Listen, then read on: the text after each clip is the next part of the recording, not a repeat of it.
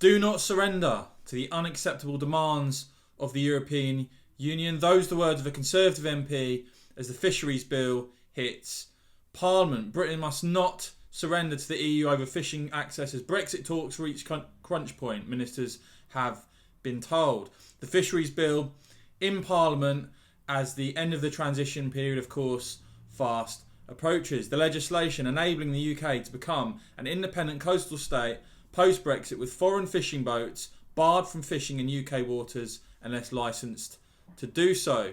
Environment Secretary George Eustace, speaking yesterday, pointed out that overall the UK fishing industry currently has access to just around half of the fishing opportunities that are in our own waters, and that cannot be right. The bill before the House today, and this is the Fisheries Bill, gives the UK the powers that it needs to chart a new course as an independent coastal state. It gives us the powers we need to implement the approach we outlined in our Fisheries White Paper published in 2018. Eustace also arguing the bill gives the UK the chance to correct shortcomings in the EU-led approach to fishing for the first time in almost half a century. Now, the Deputy Speaker Nigel Evans confirmed that the SNP's amendment to decline the bill a second reading before it's clear what kind of deal will be made with the EU after the end of the transition period had been selected for consideration.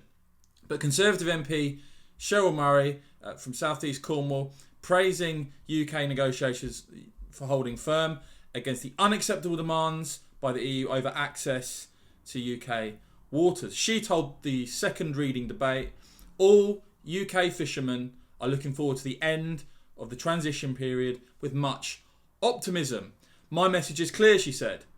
Do not surrender to the unacceptable demands of the European Union.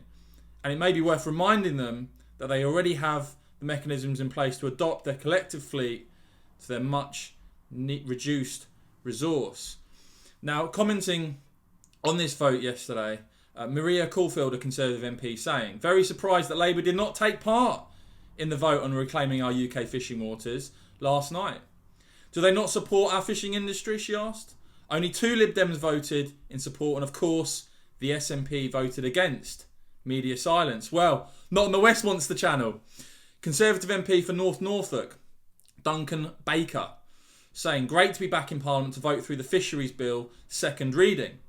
This will provide the legal framework for the UK to operate as an independent coastal state, taking control of our territorial waters, granting access and allocating quotas based on sustainability.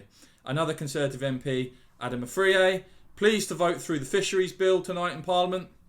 UK fishing policy is now being returned to the UK, so we decide what happens in our waters in future. And Douglas Ross, leader of the Scottish Conservatives, saying the Fisheries Bill will protect our fishermen and is an important step towards retaking control of our fishing waters. I hope all Scottish MPs will back this bill and support our fishermen.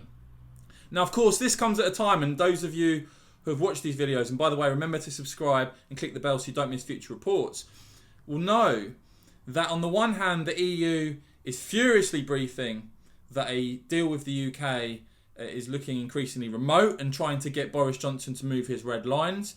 And on the other hand, as I reported yesterday, that the EU is refusing to discuss UK proposals moving forward on fisheries. And this is why no deal looks increasingly likely. Because on so many areas, be it state aid or fisheries, the EU is seeking to maintain the status quo. The penny seemingly on these areas has not dropped. That what the British people voted for is radical political change and, of course, taking back control. But there you have it.